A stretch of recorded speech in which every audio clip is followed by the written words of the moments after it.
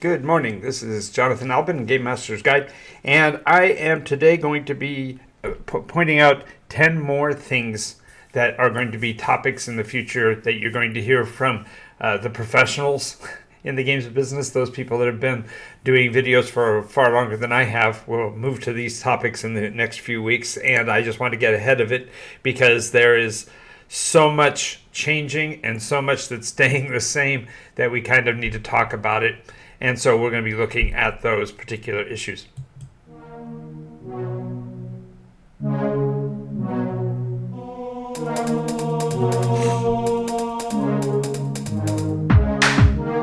Absorbing damage is the name of your game.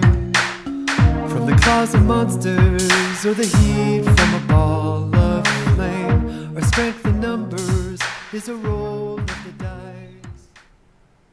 All right, so whether we're talking about Professor DM or any of the others that are out there that do content, I think you're going to be seeing these next 10 topics are going to be brought up and addressed.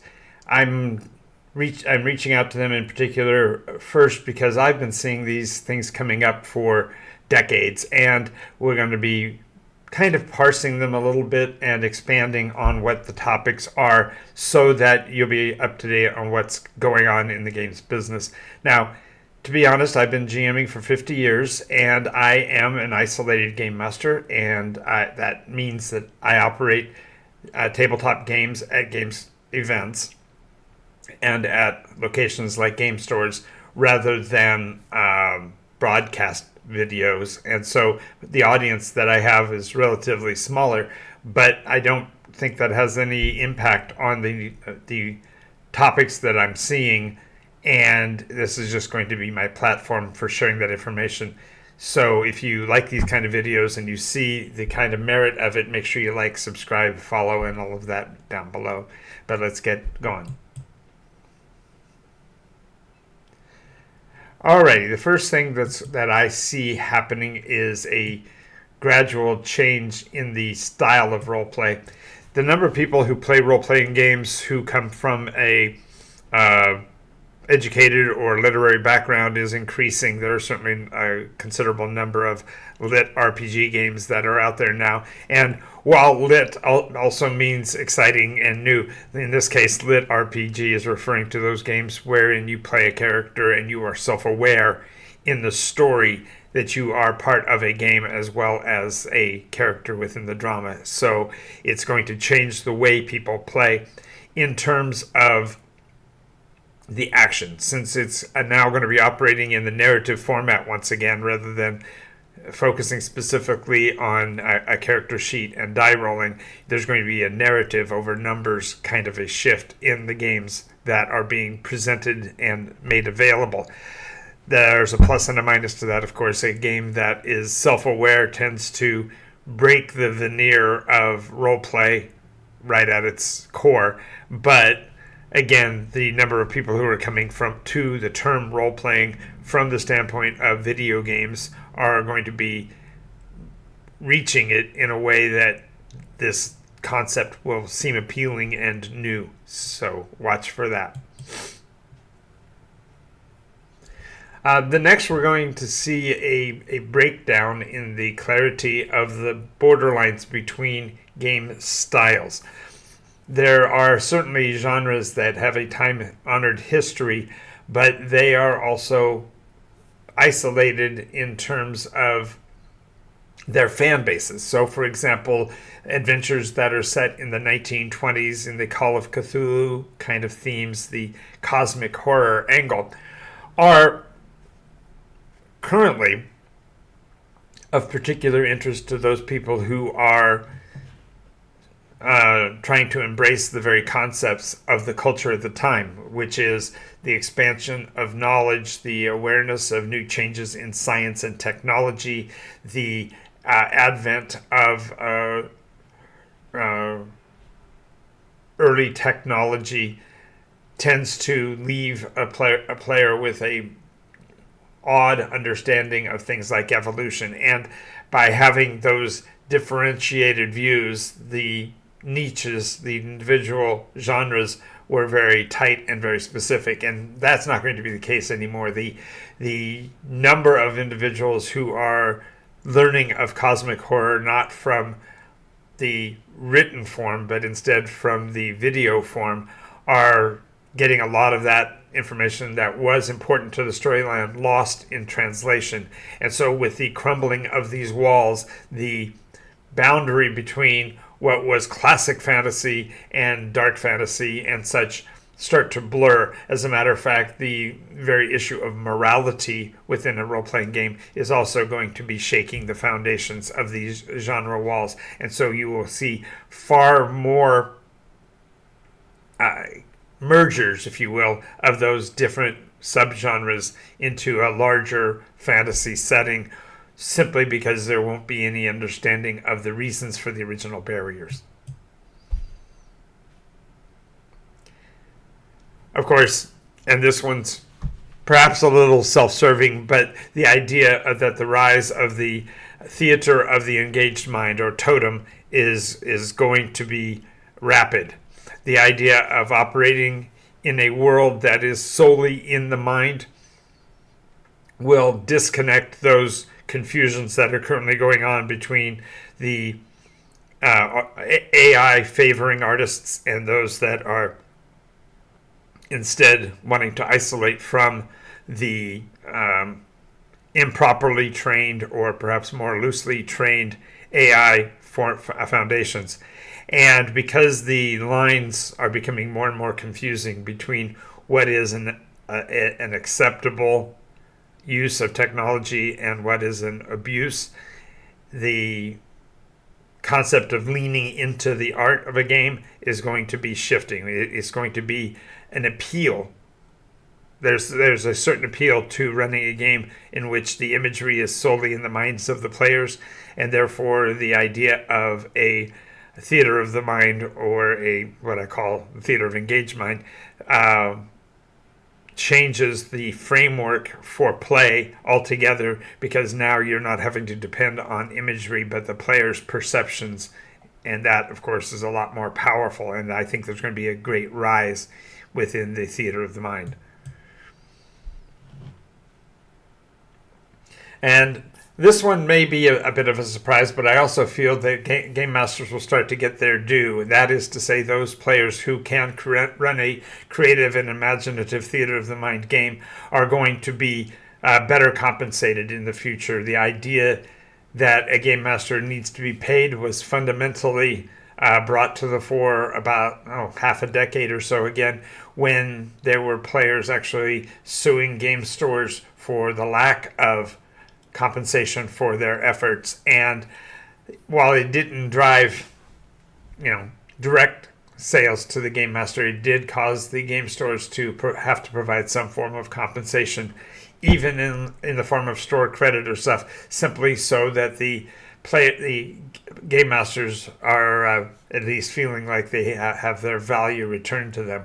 And I think this is going to increase also by having more game masters charging for their activities, and with the rise of the new the new AIs that are going to be trying to do the game mastery role, there are going to be players who are they're more than willing to pay the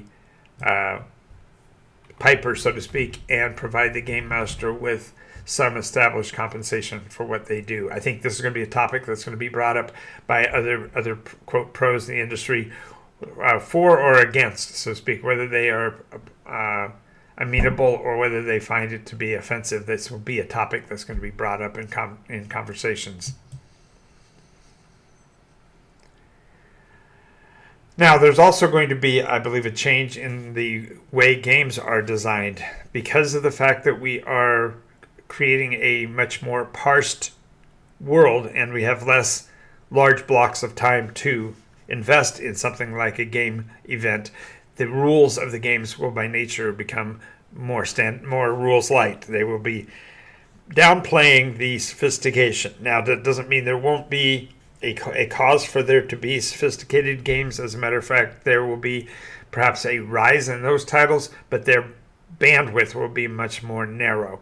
And the idea of this standardization will also be recognized in basically shorter periods of time being dedicated to role play sessions.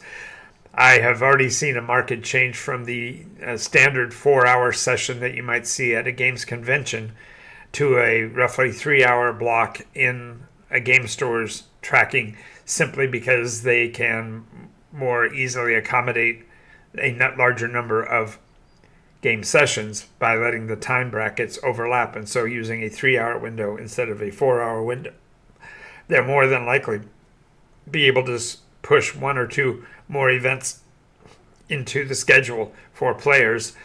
So the irony will be a faster play, rules lighter environment, and this will then become more standardized. You also see this in the release of all of the zine products, all of the gazetteer-sized booklets instead of the full-sized volumes for role-play games, simply because you're just not having to put all the depth of lore that you were seen to have to do in the past. Instead, you'll be able to encompass what is important to the players in a much smaller framework, which means they can get to the play of the game more quickly. I also think that there's, I don't think, I've seen this, and it happens even at my table, because of the psychological burden that a long combat slog has had on players. There has been a move to lower the amount of conflicts that are combat related and find more ways to do more. More interesting ways to do interactions that are not combat conflicts.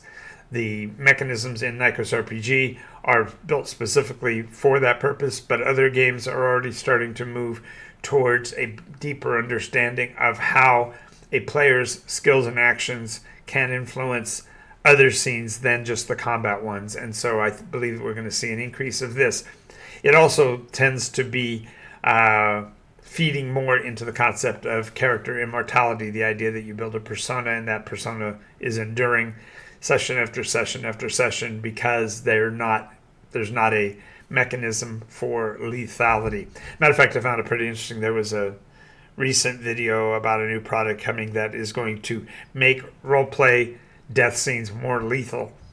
And the idea to me was that, are you talking about more lethal for the monsters or more lethal for the characters? Because if the game is set up to promote more death of the players, you're going to see sort of a backlash to that, as players will recede from that into environments that are far less related to combat itself. Also, the very product with which we play games is going to be changing as more and more games products are being provided in PDF formats so people can access them on their phones or in other forms of media. The value of your actual tabletop tome, your rule book, is going to increase. We've seen this with the alternate covers that were provided by the Dungeons and Dragons properties throughout. You also are seeing a richer appreciation of covers like the Candela Obscura cover that has that nice impressed image on it.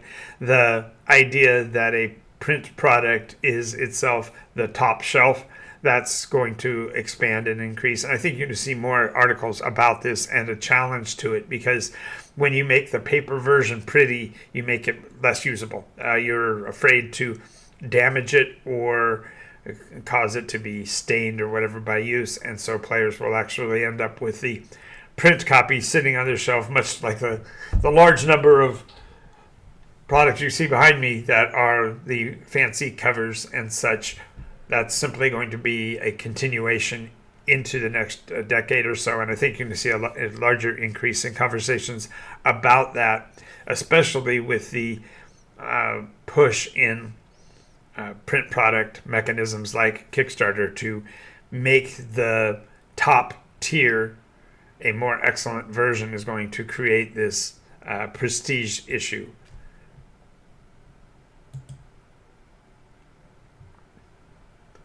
Now, there's been a lot of conversations recently about alternate lifestyles and recognition of identity and safety at the games table to make sure that the players feel more accommodated. And I believe that the tables at roleplay games they've always been diverse. They've always been inclusive because ultimately we all want people to play the games with us, right? So we by nature are more accommodating and more accepting than most other entertainment formats. But the table is going to become more diversified as it becomes a safe haven for many who feel threatened otherwise and want a something to identify as their own. And so the game masters and the tables are going to become more accommodating and more accepting. And while that is a truth, I've also perceived that it has an inverse effect as well, because it fundamentally causes those who felt alienated to see themselves as embraced and identified, and therefore provides them with a safe place to be themselves, and therefore downplay the rhetoric that others have been very vocal about. Now, this one might be controversial, but I think the tables, as they continue to diversify, they'll actually fundamentally normalize all of the things that were considered offensive or objectionable as the players become buried, if you will, within the character, and the character itself is the personality that needs to be identified, and therefore it's going to give everybody an opportunity to play in a much more safe environment.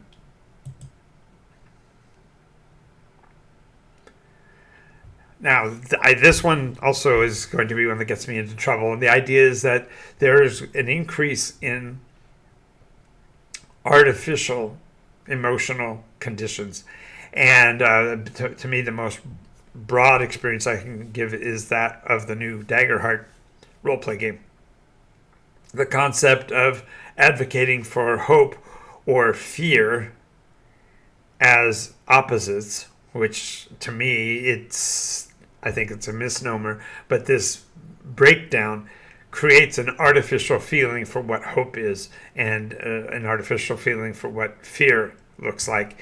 And this is going to increase over time because it is an appealing concept that somehow we can force into our role play a emotional state or a thinking process, and thereby emulate more closely the very genre we're trying to reach out for. The Candela Obscura has a lot of this kind of a flavor to it, where you are engaging the player and considering the emotional and social outcomes and how the action might affect those. And I believe this is going to be an increased topic that's going to be a discussion point going forward, because whether we like it or whether we don't, it's going to be changing the way people play role-play games and what they are actually looking to engage in and what they are hoping to get out of. Okay, finally, I believe that world building will shift into a much more shared experience. I'm going to take my teeth out and do the old man voice. In my day, it used to be the game master had to do all the work. I think that the issue is now game mastery is an awareness that the players in your world will have perspectives that you might not have considered and might not have included. And by having it be a shared experience where you actually offer the players the opportunity to describe what they're seeing, what they are engaging with, what they're feeling, you're creating a richer worldview. And you're also able to, for yourself, get feedback on what you've presented. In my case, the appeal of a shared experience has more to do with the richness of the world, so that it's no longer a two-dimensional but a three-dimensional existence, that the players, actually arguably fourth-dimensional, because you're also seeing the character advancement over time. But the idea is that there's a richness that comes into play when your very mechanism is open to wider interpretation, and therefore you build a more shared experience. And I think this, again, is going to be something that's going to be a talking point among the, quote, professionals of the business, because a game that does not engage with these shared experiences are going to be found to be flat and left behind, so to speak, as the new players and the new game masters redefine what really is a role-play environment.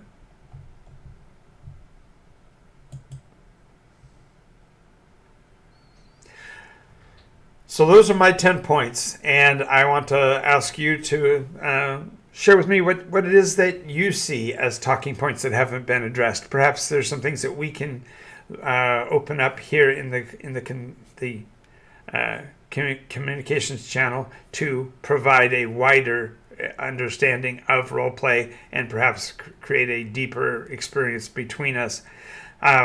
If there's some of the points that I've made that you disagree with, make sure you let me know about that as well, because this show gets better as I grow as a player, and for me to become a better game master requires me to be able to take in the altering positions that others might have. So thank you for being here. We will be here as always 5 or 6 times a week, and I hope to see you at the next episode. And between now and then, go play.